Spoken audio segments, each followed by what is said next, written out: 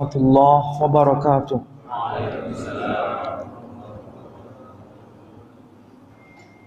Alhamdulillah rabbil alamin. Alhamdulillahilladzi arsala rasulahu bil huda wa dinil haqq.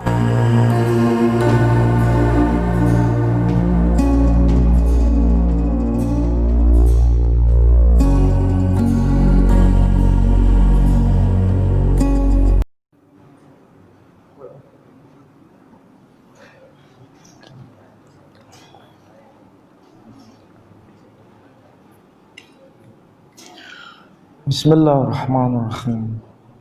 Assalamualaikum warahmatullahi wabarakatuh.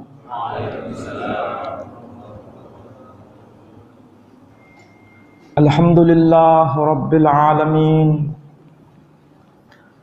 Alhamdulillahilladzi arsala rasulahu bil huda wa dinil haqq liyudhhirahu 'alad dini kullih wa kafa billahi shahida. Ashhadu an la ilaha illallah wahdahu la syarika lah wa ashhadu anna Muhammadan abduhu wa rasuluh la nabiyya ba'dah.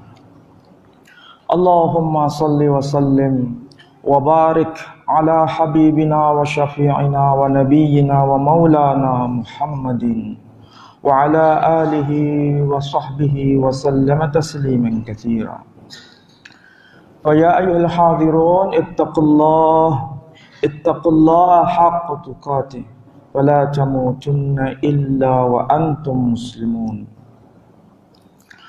Qala Allah tabaraka wa ta'ala fil Qur'anil aziz. A'udzu billahi minasy syaithanir rajim.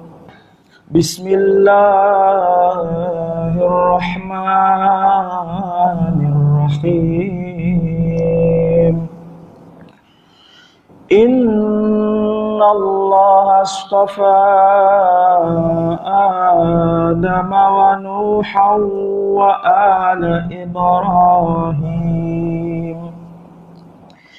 Inna Allah astafa Adam wa Nuhan wa ala Ibrahim wa ala Imran 'alal 'alamin. Dzurriyyatan ba'dhuha min ba'd. Wallahu samii'un 'aliim. إذ قالت امرأة عمران رب إني نذرت لك ما في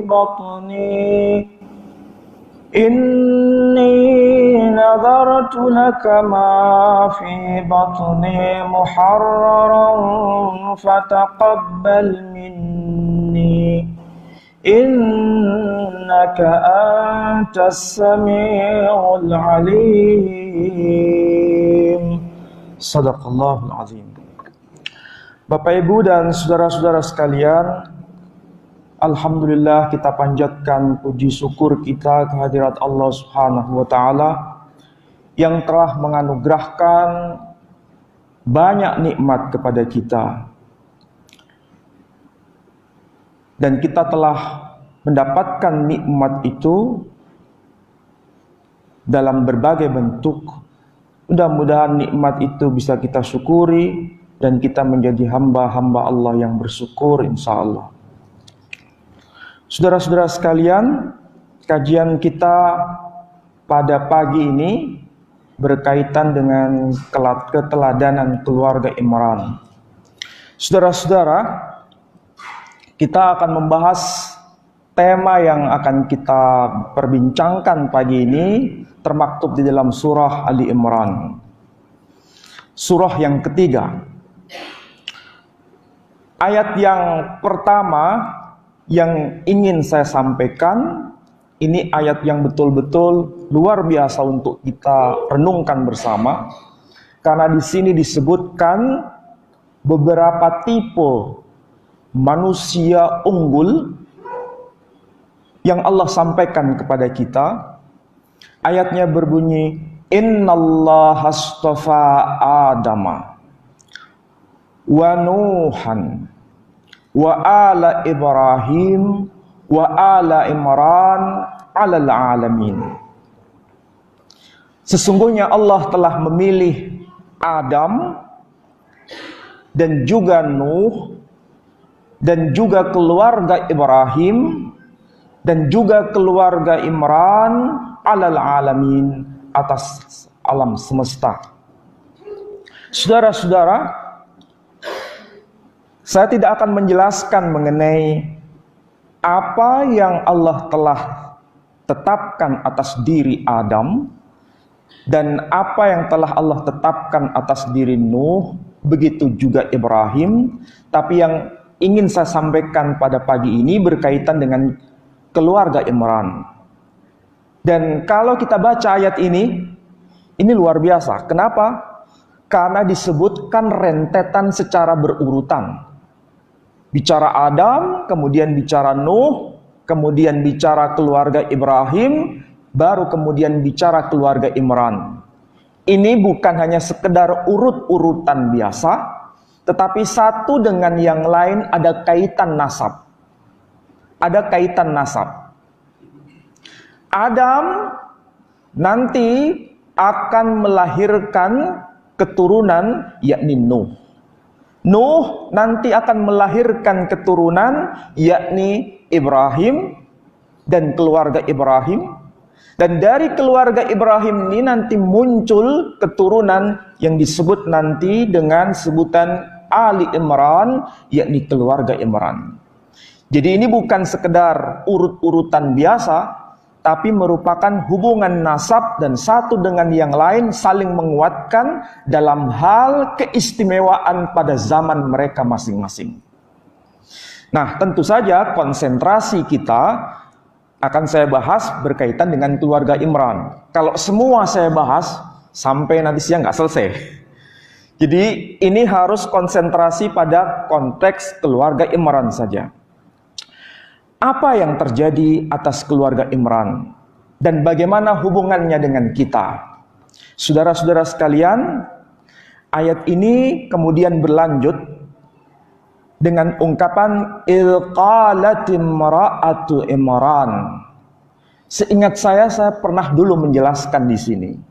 Ketika Allah hendak mengisahkan sesuatu, ketika Allah hendak memperbincangkan sesuatu, selalu dikemukakan dengan dua istilah. Tulisan sama, tetapi cara membunyikannya beda, menunjukkan zaman yang berbeda. Yakni yang dimaksud adalah dengan ungkapan id maupun idza. Kalau id hurufnya alif dan dal, artinya ingatlah.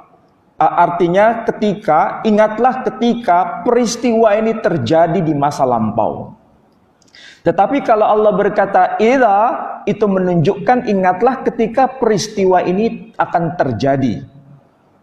Jadi ini berkaitan dengan dua zaman. Kalau masa lampau, idza masa depan. Nah, ketika Allah berbicara dalam konteks ayat ini dengan ungkapan idz qalat imra'atu Imran, ingatlah tatkala telah terjadi peristiwa besar di masa lampau, yakni berkaitan dengan apa? Qalat imra'atu Imran, tatkala ketika istri Imran telah berkata. Jadi ini berkaitan dengan istri Imran, menunjukkan nama yang tegas.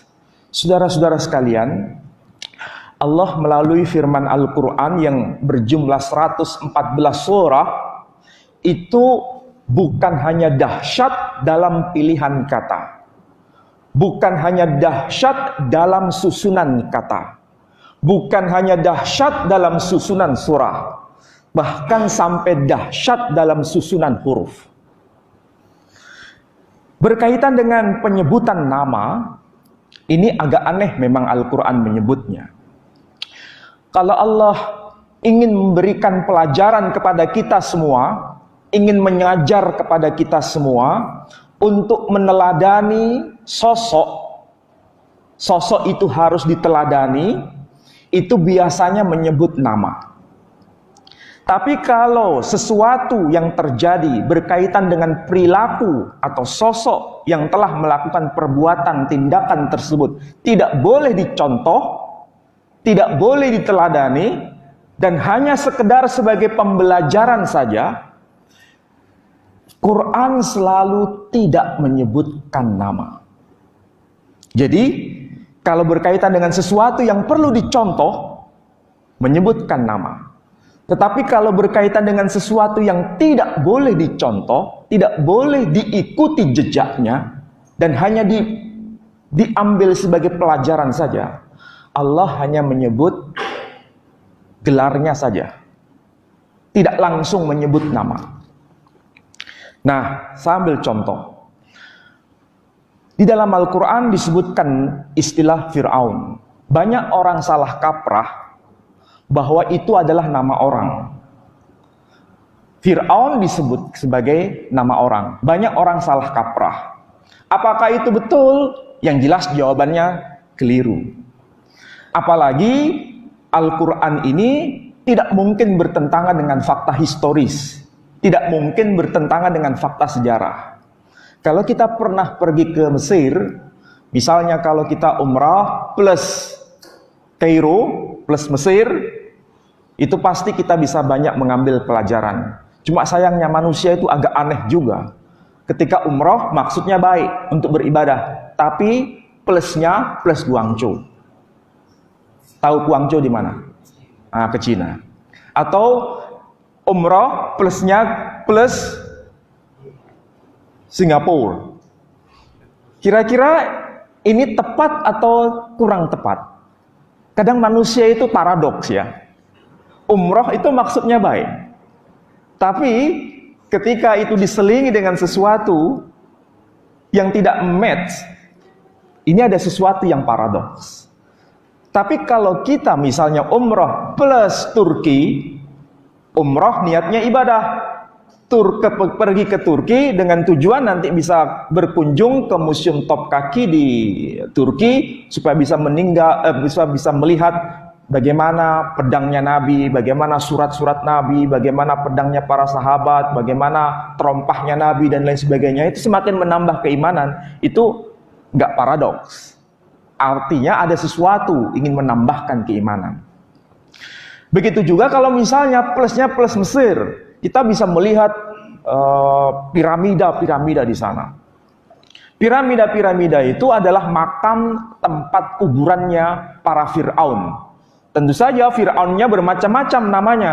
Ada Fir'aun Amenhotep, ada Fir'aun Meneptah, ada Fir'aun Ramses, dan lain sebagainya. Sehingga istilah Fir'aun, sekali lagi, bukan menunjuk pada nama, tapi itu gelar saja. Namanya bisa macam-macam. Nah, tentu saja kita bertanya, kenapa sih di dalam Al-Quran Allah tidak mau menyebutkan namanya? Kenapa Allah tidak mau menyebutkan namanya? Inilah salah satu tanda kearifan ilahi. Bahwa kalau berkaitan dengan sesuatu yang tak patut diteladani, Allah tidak mau menyebutkan nama. Coba lihat apa yang terjadi atas diri Fir'aun, dan itu hanya gelar saja. Bisa dilihat dalam surat Toha. Allah berkata, "Idhhaba ila Fir'auna innahu tagha." Pergilah kalian berdua, yakni merujuk kepada Musa dan Harun. Kepada siapa? Ila Fir'aun, kepada Fir'aun. Kenapa? Musa dan Harun diperintahkan oleh Allah Subhanahu wa taala untuk pergi kepada Fir'aun.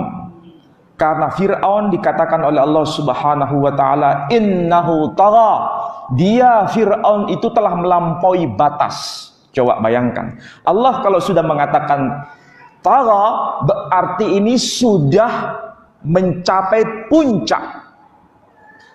Jadi kedurhakaannya mencapai puncak. Toh Allah pun tidak mau menyebutkan namanya.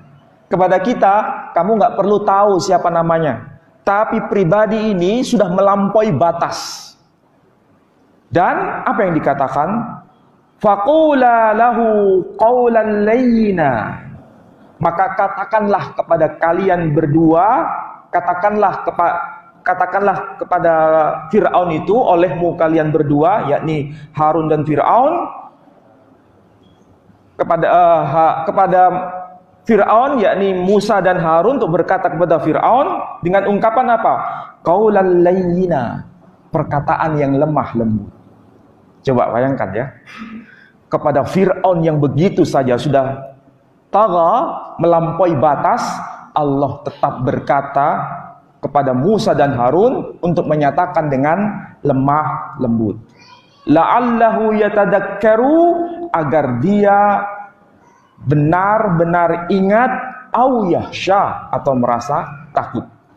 Jadi berkaitan dengan hal ini kita bisa belajar bagaimana akhlak Allah tabaraka wa taala. Yang tidak patut dicontoh pun tindakannya kita harus berkata lemah lembut. Padahal kita tahu Fir'aun itu bukan mukmin. Dia orang yang ingkar kepada Allah. Toh kita diperintahkan untuk berkata lemah lembut. Apalagi sesama muslim. Jangan sampai kita justru berbalik dari apa yang difirmankan oleh Allah Subhanahu wa taala ini. Kepada muslim kita bisa berkata lana a'maluna walakum a'malukum. Meskipun kita berbeda, tetapi bisa bersama-sama. Kepada non-muslim kita berkata lakum dinukum waliyadin. Itu pun dalam konteks lemah lembut. Saudara-saudara, ajaran Quran itu indah. Ajaran Islam itu begitu indah seperti ini. Dan Allah mengajarkan seakan-akan ini tidak perlu diteladani dan kamu tidak perlu tahu siapa namanya. Yang penting jangan ditiru.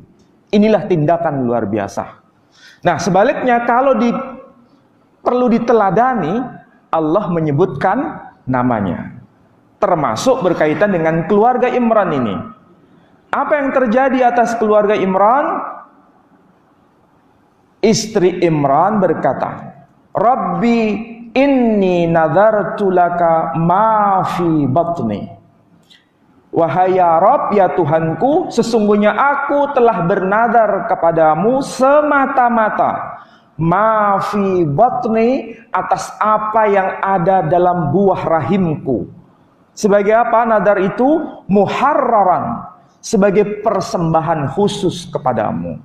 Fataqabbal minni, maka kabulkanlah permohonanku. Jadi istri Imran ini, dia adalah keluarga yang berasal dari keluarga Imran.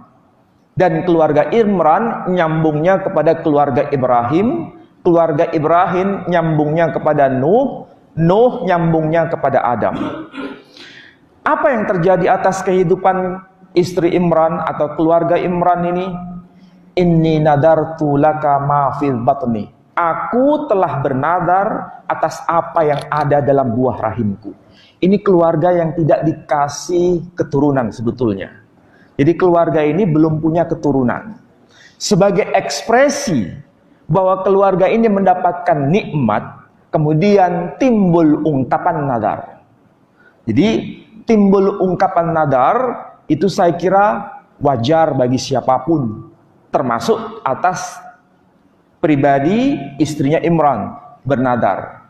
Nah, nadar di sini tentu ada kaitannya dengan apa yang dia peroleh. Berkaitan dengan apa? Ma fi batni, apa yang ada dalam buah rahimnya. Keluarga Imran ini, saya ingin menjelaskan Bapak Ibu sekalian, ini hampir mirip apa yang terjadi atas keluarga Bani Hashim. Kalau saya tanya, Bani Hashim di kalangan masyarakat Arab itu fungsinya sebagai apa? Pasti semua akan menjawab, Bani Hashim itu adalah suku yang amat istimewa di kalangan bangsa Arab, karena suku ini berperan khusus untuk sebagai khadimul haramain, pelayan suci di rumah Allah yang ada di Mekah. Sementara satu suku dari kalangan Bani Israel yang memiliki keutamaan untuk memelihara rumah suci yang ada di Yerusalem, itulah yang disebut sebagai suku Lewi. Jadi Bani Lewi itu suku khusus yang bertindak sebagai Khadimul Haramain di Masjidil Aqsa. Sementara Bani Hashim sebaliknya, yang ada di Masjidil Haram. Yang satu merujuk pada keturunan Yakub, yang satu merujuk pada keturunan Ismail. Jadi ada dua kiblat suci ini, ada pelayan sucinya. Nah, dari suku ini pula nanti muncul yang namanya Nabi Harun, muncul yang namanya Musa. Jadi Musa dan Harun itu berasal dari Bani Lewi. Nah, keluarga Imran ini juga dari Bani Lewi, dari Bani Lewi. Sehingga dia bernadar nanti buah kandungannya ini akan diserahkan ke rumah Allah sebagai pelayan suci. Nah, kalau pelayan suci itu maksudnya adalah seorang laki-laki, bukan seorang perempuan. Jadi konteks ayat ini bicara mengenai pelayan suci. Muharraran itu pelayan suci tapi seorang laki-laki, bukan perempuan. Fataqabbal minni, maka kabulkanlah doaku. Innaka antas sami'ul alim, sesungguhnya engkau yang maha mendengar lagi maha mengetahui. Jadi ungkapan istri Imran ini betul-betul sebuah nazar yang pasti Allah mengabulkannya, karena dia Allah maha mendengar dan maha mengetahui. Itu yang ada dalam pikiran istri Imran, ya. Lalu apa yang terjadi? Falamma wada'atha, maka tatkala jabang bayi itu lahir, qalat, istri Imran berkata, Rabbi inni wada'tuha unsa. Ya Rabb, ya Tuhanku, sesungguhnya aku telah melahirkan seorang anak perempuan. Jadi istri Imran berkata, inni wada'tuha unsa. Aku sesungguhnya telah melahirkan seorang anak perempuan. Wallahu a'lamu bima wada'at. Dan engkau ya Allah maha mengetahui atas apa kelahiran ini. Walaitsad dzakaru kal unsa, dan laki-laki itu tidak sama dengan perempuan. Ungkapan walaitsad dzakaru kal unsa, laki-laki itu tidak sama dengan perempuan, ini menandakan antara apa yang diharapkan dengan apa yang terjadi sebagai fakta tidak nyambung. Paham maksud saya? Jadi yang diharapkan dengan fakta real tidak nyambung. Yang diminta anak laki-laki, tapi yang justru lahir anak perempuan. Saudara-saudara, ini bukan hanya sekedar kasus. Kasus memang iya berkaitan dengan istri Imran. Tapi kenapa kasus ini dikumandangkan di dalam Al-Quran? Supaya kita menjadi pelajaran. Kita ini terwakilkan kehidupan kita atas pribadi istri Imran. Kita semua manusia ini terwakilkan atas pribadi istri Imran. Kenapa saya istilahkan dengan terwakilkan? Karena memang manusia pada umumnya sering mengharapkan sesuatu, tapi ketika sesuatu itu tidak sesuai dengan apa yang diharapkan, biasanya ada sesuatu yang disebut kecewa. Dan saya kira begitu. Jadi yang diharapkan itu A, tetapi yang justru yang terjadi adalah B. Itulah kemudian ekspresi ini disebutkan walaitsal dzakaru kal unta, laki-laki tidak sama dengan perempuan. Dilanjutkan wa inni sammaituha Maryam, dan sesungguhnya aku menamai bayi ini dengan nama Maryam. Kalau saya tanya kepada hadirin yang datang di sini, kalau roti Maryam itu enak atau pahit? Enak kan? Roti Maryam itu manis atau pahit? Bayangannya yang namanya Maryam itu enak karena berkaitan dengan roti Maryam itu pasti enak, ya. Tapi saudara harus tahu, Quran itu luar biasa. Nama itu tidak sekedar nama. Nama itu mengandung peristiwa latar yang terjadi. Wa inni sammaituha Maryam, dan sesungguhnya aku menamai bayi ini dengan nama Maryam. Maryam itu artinya bukan enak, artinya bukan manis. Maryam itu artinya getir, pahit. Jadi Maryam itu artinya getir, pahit. Baru tahu sekarang ya. Maryam itu ternyata artinya getir, pahit. Loh, kok bisa artinya itu maknanya getir, pahit? Karena ini nyambung dengan ungkapan dia. Dia mengatakan walaisa dzakaru kal unsa. Laki-laki itu tidak sama dengan perempuan. Ini ungkapan keluhan. Ungkapan keluhan ini kemudian termeteraikan, terbuktikan dengan penamaan anak itu diberi nama Maryam. Ini bukan satu kasus, banyak kasus yang lain. Kasus yang lain, misalnya kenapa sih anaknya Ibrahim itu diberi nama Ishak? Tentu saja kita tahu Ishak itu anak yang kedua dari Ibrahim. Tapi masalahnya kenapa Ibrahim memberi nama anaknya dengan nama Ishak? Karena peristiwanya itu terkait dengan apa yang terjadi pada zamannya. Ibrahim tidak punya keturunan. Istrinya pun waktu masih muda mandul. Ketika sudah tua, menopause. Kalau ditanya, kira-kira ada nggak harapan untuk punya keturunan? Jawaban semua orang itu impossible kalau punya keturunan. Ya kan? Itu manusiawi. Sudah tua, otomatis nggak mungkin. Apalagi suaminya rambutnya semakin memutih. Tapi ketika ada tamu, ternyata tamu itu yang datang malaikat, dan baru sadar Ibrahim kalau yang datang itu malaikat. Istri Ibrahim itu berada di balik tabir, mendengar percakapan tamu itu bersama suaminya. Tamu itu mengatakan istrimu nanti akan melahirkan. Nah, karena Sarah mendengar percakapan itu di balik tabir, dia tertawa, dahak. Quran menyebutkan tertawa, dia tertawa, dahak. Nah, karena dia, kenapa kok tertawa? Sama dengan kita, sudah tua, mandul lagi, bagaimana mungkin saya punya keturunan? Itu impossible. Menertawakan dirinya itu, dia kemudian terekspresi. Akhirnya dia tertawa. Dan itu didengar oleh tamu yang malaikat itu. Nah, nanti sebagai bukti itu, nanti kasih nama anakmu nanti yang lahir dengan nama Ishak, artinya yang tertawa.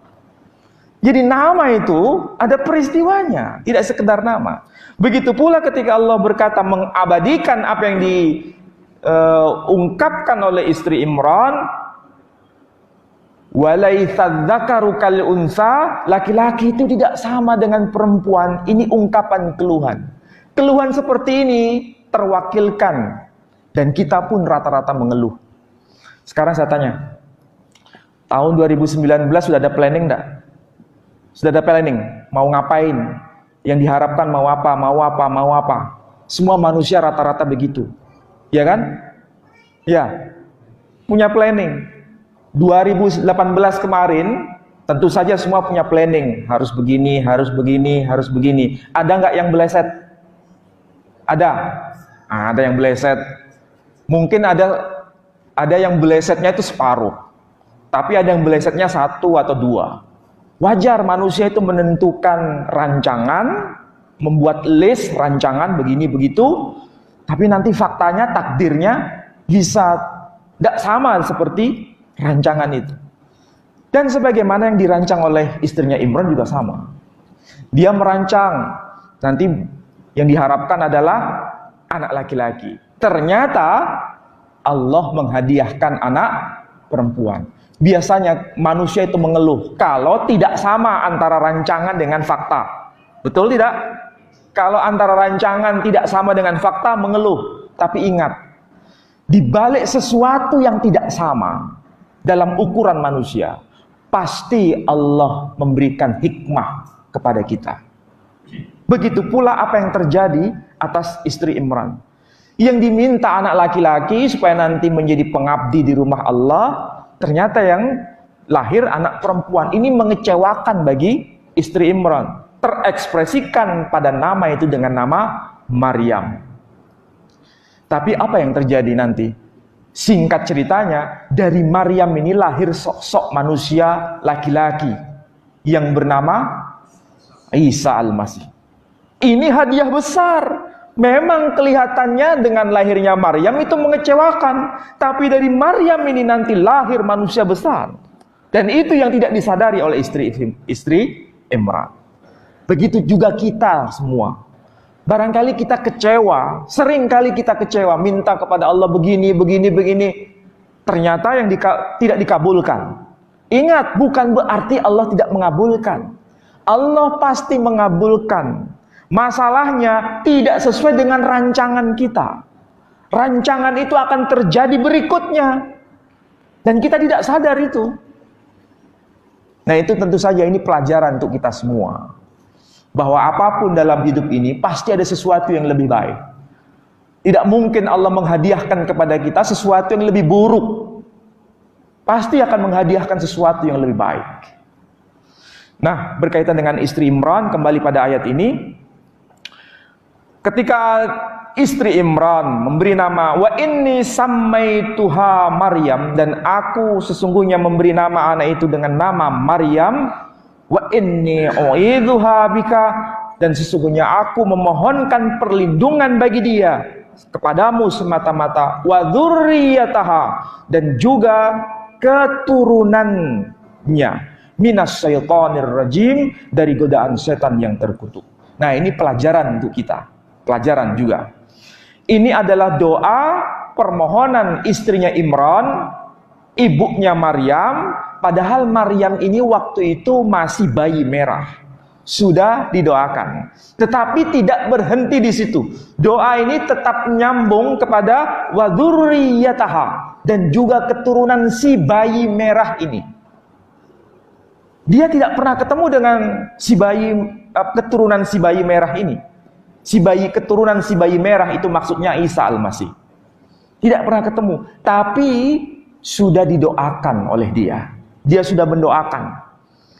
Apa yang didoakan oleh istri Imran ini sebetulnya mengikuti jejak apa yang dulu pernah diteladankan oleh datuknya. Siapa itu datuknya? Datuknya adalah Ibrahim. Ibrahim itu manusia yang seperti itu. Dia tidak pernah ketemu dengan generasi berikutnya, tetapi generasi ini didoakan pada zamannya. Ketika telah membangun rumah Allah di Mekah bersama putranya yakni Ismail yang masih bau kencur. Kalau bau kencur paham ya? Artinya masih kecil. Tetapi dari pribadi Ismail ini nanti sudah didoakan oleh Ibrahim. Sudah didoakan. Rabbana waj'alna muslimaini laka. Wahai ya Tuhan ya Rabb, jadikanlah kami berdua, yakni aku Ibrahim dan putraku Ismail yang bau kencur ini, sebagai dua orang yang bertaslim kepadamu. Wa min dzurriyyatina, dan juga atas keturunan kami, melalui siapa? Melalui Ismail ini. Sebagai apa? Ummatan muslimatan lak, sebagai ummah yang juga nanti bertaslim semua kepadamu. Kalau disebut ummah, itu bukan satu orang, tapi banyak orang. Dan itu keturunan dari Ismail itu seperti itu didoakan oleh Ibrahim. Apa yang dikatakan oleh Ibrahim diteladani juga oleh keturunannya, yakni istri Imran ini. Jadi saudara-saudara, kita pun juga harus berperilaku sama. Janganlah kita ini hanya berdoa untuk kita pribadi. Janganlah kita berdoa hanya untuk anak kandung kita pribadi. Tetapi doakanlah cucu cicit kita dari anak kita, meskipun anak kita ini masih bau kencur. Itu di belakang itu ada anak yang masih kecil, ya, nggak tahu siapa namanya, saya nggak dikasih tahu soalnya. Itu ada yang anak kecil. Kita bisa, ibunya bisa doakan anak itu, dan bisa doakan keturunan yang kesekian kalinya dari anak itu. Mulai hari ini. Jadi mulai hari ini kita bisa doakan keturunan dari anak itu. Dan itu merupakan teladan kenabian. Itu teladan kenabian. Dan dengan cara begitu, inilah yang diharapkan oleh Allah Subhanahu wa taala kepada kita. Jadi saudara-saudara, Selain bicara mengenai keteladanan istri Imran yang merujuk pada keteladanan Ibrahim, saya juga akan bicara mengenai apa yang terjadi atas pribadi yang namanya Maryam ini. Maryam sebagai anak yang masih bayi merah. Sejak mulai kecil dia sudah menanggung namanya derita. Tahu derita? Kepahitan tadi. Apa itu kepahitan? Sesuatu yang tidak nyaman. Namanya sudah mengandung sesuatu yang tidak nyaman. Derita itu. Jadi semenjak dia dilahirkan, sudah mengalami kepahitan hidup.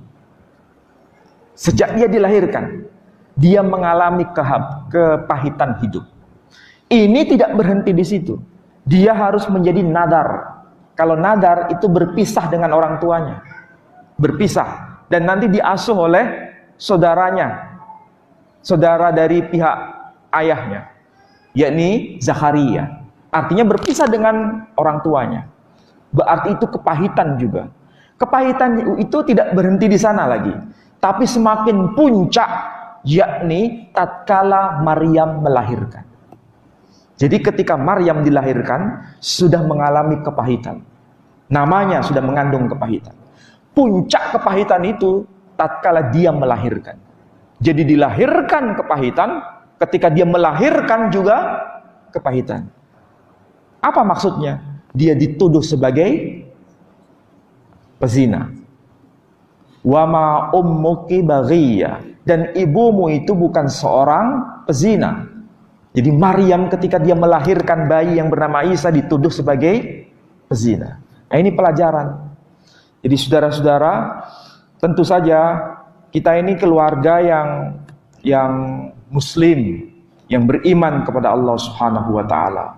Kita tentu saja membentuk keluarga ini, keluarga yang sakinah, mawaddah, warahmah. Itu impian semua orang. Impian semua orang ke sana. Bagaimana itu bisa kita wujudkan? Tentu saja kita tidak boleh lepas berinteraksi dengan Allah Subhanahu wa taala. Tidak boleh berlepas diri interaksi dengan Allah. Salah satu ciri tanda yang paling sederhana interaksi dengan Allah adalah dengan cara berdoa. Dan itu yang diajarkan oleh istri Imran. Tetapi ingat, kita berinteraksi dengan Allah itu tidak selamanya mulus. Tahu? Mulus maksudnya enak menurut kita. Enak terus dah. Ada sesuatu yang menurut kita ini tidak enak. Tapi kenapa bisa berlaku menurut kita tidak enak? Itu adalah ujian dari Allah Subhanahu wa taala. Ujian. Kenapa? Karena ujian itu dalam rangka supaya kita semakin dekat dengan Allah. Doa itu justru bukan semakin kita menjauh dengan Allah, justru semakin dekat dengan Allah. Semakin Allah itu kita dekati, itu semakin intim Allah ingin dekat sama kita. Wa nahnu aqrabu ilaihi min hablil warid, dan kami, kata Allah, lebih dekat kepada manusia dibanding urat lehernya sendiri.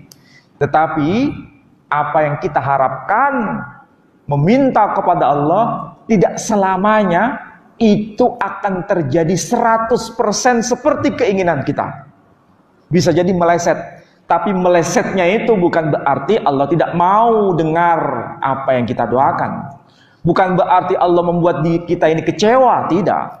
Tetapi justru Allah akan menghadiahkan sesuatu yang terbaik di balik itu semua.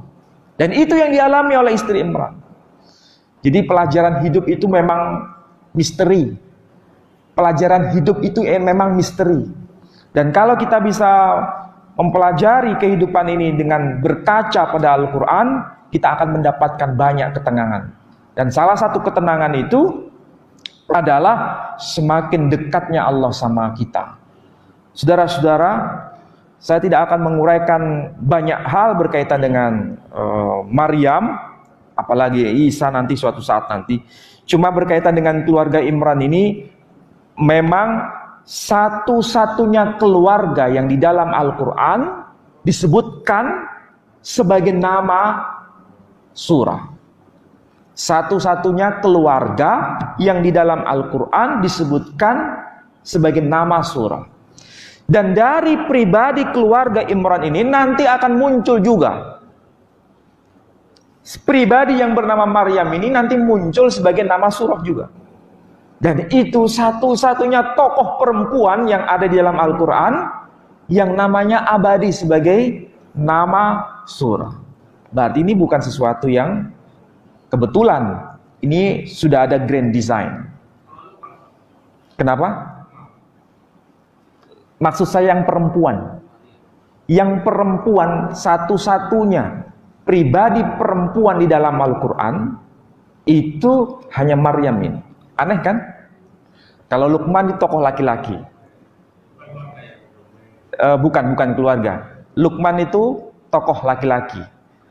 Kemudian kalau Maryam itu tokoh perempuan. Itu pribadi per pribadi. Tapi kalau Ali Imran itu keluarga Imran. Ini menunjukkan pada himpunan.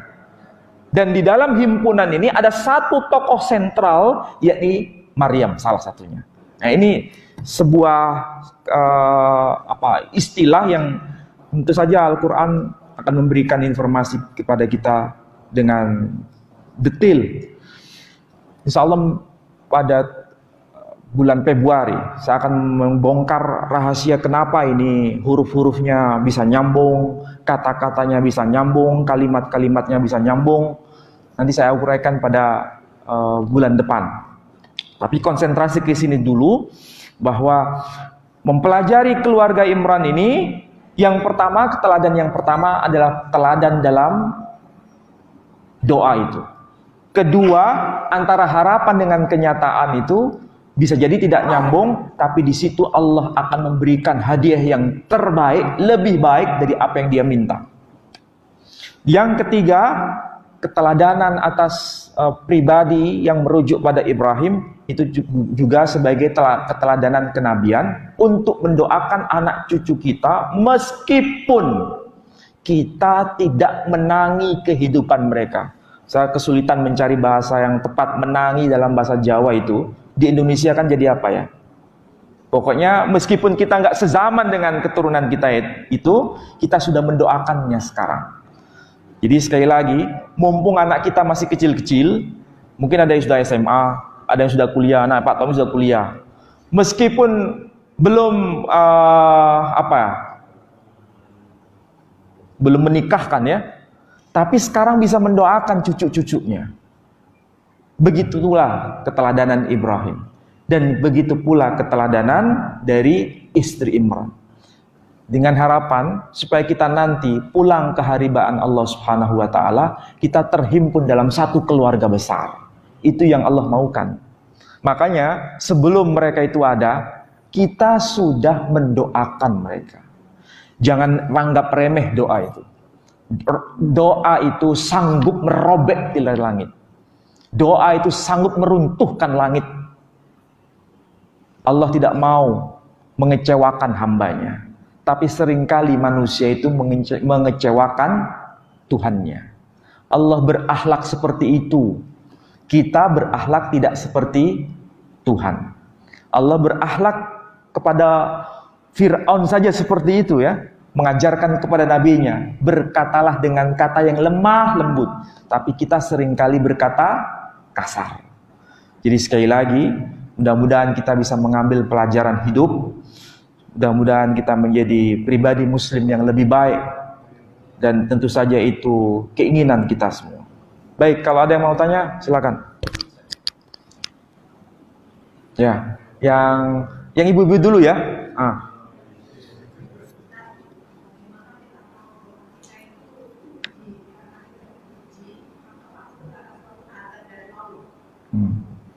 Ya.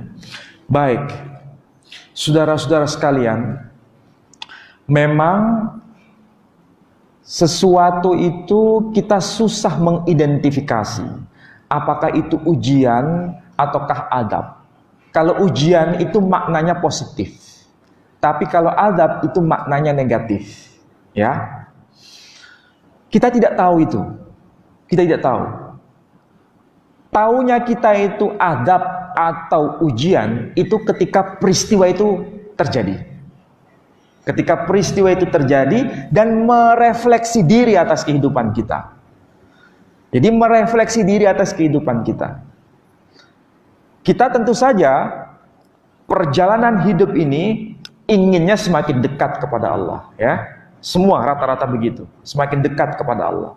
Kalau kita ingin semakin dekat kepada Allah, yang muncul dalam benak kita sudah ingin rindu untuk selalu berjalan di jalan Allah Subhanahu wa taala. Nah, ketika sesuatu itu terjadi yang menurut ukuran manusia itu membuat kita ini adab, menurut manusia ukuran pada umumnya adab, tentu saja itu tidak sesuai dengan apa yang Allah katakan dalam firman-Nya. Semakin orang ini menuju kepada Allah, itu tidak berwujud adab, itu ujian. Tapi semakin kita menjauh kepada Allah, semakin menjauh kepada Allah, maka disitulah yang dimaksud sebagai adab, bila sesuatu itu terjadi. Jadi ini tergantung dari di mana posisi kita berjalan. Kalau posisi kita berjalan semakin mendekat kepada Allah, itu ujian. Tapi posisi kita kalau semakin jauh kepada Allah, itu adab. Orang lain yang melihat kita, itu tidak tahu. Tidak tahu. Mereka mengklaim itu adab. Mereka mengklaim ini juga adab. Mereka tidak tahu. Yang tahu adalah pribadi kita masing-masing. Dan tentu saja, itu terpulang pada kehidupan kita. Itu personal betul, personal betul. Jadi kalau kehidupan kita ini semakin menuju pada kebaikan, pasti itu ujian. Supaya gampang diterima begini. Kalau saya tanya, ketika Ibrahim dihukum bakar, orang-orang pada umumnya itu menganggapnya itu adab atau bukan? Ketika dibakar oleh Namrud, itu adab. Itu adab. Tapi bagi Ibrahim itu bukan sebagai adab. Itu sebagai ujian yang diturunkan Tuhannya untuk semakin mendekatkan dia kepadanya. Ketika dia sudah berpasrah total kepada Allah Subhanahu wa taala, dia sudah menyerahkan nyawanya hanya untuk Allah Subhanahu wa taala. Justru yang terjadi apa? Apakah dia kehilangan nyawanya? Tidak. Justru nyawanya dikembalikan. Dia hidup seperti sedia kala. Bahkan sehelai kain pun tidak terbakar oleh api.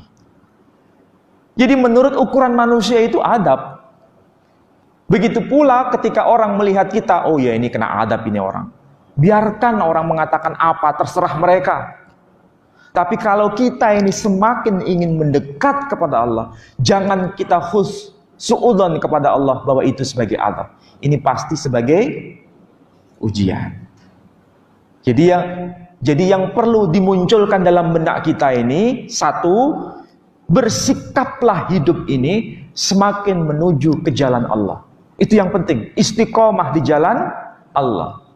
Jadi kalau suatu saat terjadi sesuatu yang tidak sesuai dengan harapan kita, pasti kita memandangnya bukan secara negatif. Tadi ayat yang kita bahas juga sama. Ketika istri Imran dia minta begini, itu kan sudah mendekat kepada Allah Subhanahu wa taala. Ya kan? Tetapi yang dia minta itu anak laki-laki tapi diganjar anak perempuan. Itu azab atau ujian? Itu bukan azab. Memang bagi orang lain, bagi orang-orang sekitarnya, ingat orang-orang Yahudi itu melihat istri Imran kayak begitu, itu adalah hukuman itu. Diminta anak laki-laki, ternyata yang dikabulkan anak perempuan. Itu adab bagi keluarga Imran. Tapi justru Allah menampakkan yang lain. Di balik istilah adab menurut masyarakat umum, justru itulah ujian yang berlaku atas istri Imran. Jadi sekali lagi, kalau kita ini menapaki jalan kenabian, meneladani jalan kenabian, janganlah sampai terbersit dalam pikiran kita bahwa ada sesuatu adab yang akan menimpa kita. Itu adalah ujian. Itu yang penting, ya. Baik, yang kedua, ya silakan. Berkaitan dengan nazar yang dilakukan oleh istri itu tadi, saya juga pernah membaca kalau nazar itu tidak diperbolehkan. Tapi kalau di sini sepertinya ada sesuatu yang boleh gitu yang dilakukan oleh istri gitu. Istri Imran itu. Yang pertanyaan saya, bagaimana sebenarnya hukum nazar itu. Sebenarnya kan nazar itu kan seperti kita bergaining sama Allah, berikan apa yang saya minta, nanti baru saya lakukan seperti itu. Jadi seperti apa tentang nazar itu? Ya begini, mungkin pemahamannya kurang utuh. Bukan berarti nadar itu tidak diperbolehkan, tapi jangan terlalu gampang bernadar. Itu masalahnya. Jadi bukan nadar tidak boleh, enggak, boleh nadar itu, tapi jangan terlalu obral nadar. Karena konsekuensi nadar itu berat. Nadar itu harus ditunaikan, betul-betul harus ditunaikan. Jadi nadar itu harus ditunaikan. Kalau tidak bisa menunaikan, itu ada yang namanya kafarah. Apa itu arti kafarah? Tebusan. Tebusan. Jadi karena begitu berat yang namanya nadar itu, maka jangan sampai manusia itu obral nadar. Jangan sampai nanti gini-gini, sedikit-sedikit nadar, sedikit-sedikit nadar. Nah, ini namanya apa ini? Manusia yang tidak bersyukur. Jadi nadar itu bukan berarti dilarang, enggak. Nadar itu boleh, tapi jangan sembarangan. Nah, berkaitan dengan nadarnya istri Imran, itu berarti sesuatu yang amat istimewa, sehingga dia sampai ingin bernadar. Karena begitu bersyukurnya dia ya, bersyukurnya dia bisa hamil. Ya, mungkin diantara kita jadi yang sama, menerima sesuatu yang luar biasa, spektakuler dalam kehidupannya, akhirnya bernadar.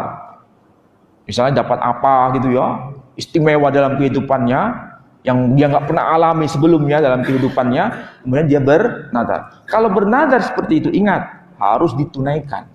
Sebab kalau enggak, ada kafarah.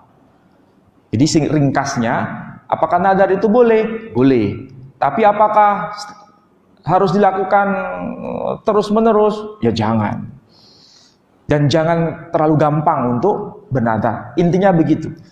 Ini kasusnya sama dengan orang mengatakan insya Allah. Orang gampang nggak mengatakan insya Allah? Gampang. Sampai-sampai terlalu gampangnya, nama Allah disebut, tapi tujuannya untuk ingkar. Maunya janji untuk bertemu, ngomongnya insya Allah. Tapi bukan untuk berketemu, tapi untuk menghindar. Tapi mulutnya mengatakan insya Allah. Nama Allah dipakai, tapi tujuannya untuk maksiat. Nah, ini yang nggak boleh. Jadi sekali lagi, ringkasnya itu jawaban saya. Jangan sekali-kali gampang bernadar. Baik, ada yang lain? Ibu-ibu yang lain? Tidak ada? Mudah-mudahan apa yang saya sampaikan ini bermanfaat, dan kita semua harus untuk semakin mendekat kepada Allah Subhanahu wa Ta'ala. Hidup ini sudah semakin menua, usia kita semakin menua. 2019 berarti umur kita tambah satu lagi. Berarti kita sudah mendekati alam kubur. Semakin dekat satu langkah. Maka jangan siakan hidup ini. Saya aja sudah 40 lebih, 46, sekarang 47 saya. Saya 47 sekarang. Mungkin di sini ada yang di bawah saya. Jadi jangan sampai kita nanti kembali kepada Allah Subhanahu wa Ta'ala, justru semakin kita ini menjauh dari Allah Tabaraka wa Ta'ala. Saya kira demikian. Kita akhiri dengan doa penutup majelis. Subhanakallahumma bihamdika asyhadu an la ilaha illa anta astaghfiruka wa atubu ilaik. Assalamualaikum warahmatullahi wabarakatuh.